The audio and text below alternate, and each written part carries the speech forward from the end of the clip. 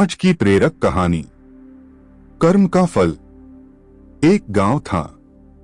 वह ऐसी जगह बसा था जहां आने जाने के लिए एकमात्र साधन नाव थी, क्योंकि बीच में नदी पड़ती थी और कोई रास्ता भी नहीं था।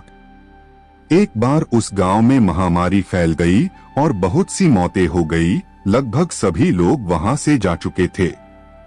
अब कुछ ही गिने चुने लोग बचे थे और वो नाविक गांव में बोलकर आ गया था कि मैं इसके बाद नहीं आऊंगा, जिसको चलना है वो आ जाए। सबसे पहले एक भिखारी आ गया और बोला, मेरे पास देने के लिए कुछ भी नहीं है, मुझे अपने साथ ले चलो, ईश्वर आपका भला करेगा। नाविक सज्जन पुरुष था। उसने कहा कि यही रुको, यदि जगह बचेगी तो तुम्हें मैं ले जाऊंगा। धीरे धीरे करके पूरी नाव भर गई, सिर्फ एक ही जगह बची। नाविक भिखारी को बोलने ही वाला था कि एक आवाज आई, रुको मैं भी आ रहा हूँ। यह आवाज जमींदार की थी, जिसका धन दौलत से लोभ और मोह देखकर उसका परिवार भी उसे छोड़कर जा चुका था। अब सवाल यह था कि किसे लिया जाए। जमींदार ने नाविक से कहा, मेरे पास सोना चांदी है, मैं तुम्हें दे दूंगा। और भिखारी ने हाथ जोड़कर कहा कि भगवान के लिए मुझे ले चलो। नाविक समझ नहीं पा रहा था कि क्या करूं, तो उसने फैसला नाव में बैठे सभी लोगों पर छोड़ दिया और वो सब आपस में चर्चा करने लगे। इधर जमींदार सबको अपने धन का प्रलोभन देता रहा और उसने उस भिखारी को बोला, ये सब कुछ तू ले ले, मैं तेरे हाथ पैर जोड़ता हूँ, मुझे जाने दे।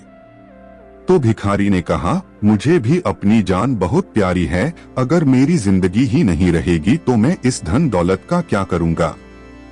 जीवन है तो जहान है। तो सभी ने मिलकर ये फैसला किया कि ये जमींदार ने आज तक हमसे लुटा ही है, ब्याज पर ब्याज लगाकर हमारी जमीन अपने नाम कर ली और माना कि ये भिखारी हमसे हमेशा मांगता रहा, पर उसके बदले में इसने हमें खूब दुआएं दी और इस तरह भिखारी को साथ में ले लिया गया। बस यही फैसला है, ईश्वर भी वही हमारे साथ न्याय करता है। जब अंत समय आता है वो सारे कर्मों का लेखा जोखा हमारे सामने रख देता है और फैसले उसी हिसाब से होते हैं। फिर रोना गिड़गिड़ाना काम नहीं आता, हमेशा शुभ कर्म ही साथ होते हैं।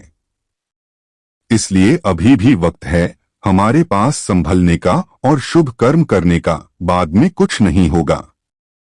शायद इसलिए कहा गया है, अब पछताए होत क्या, जब चिड़िया चुग गई खेत।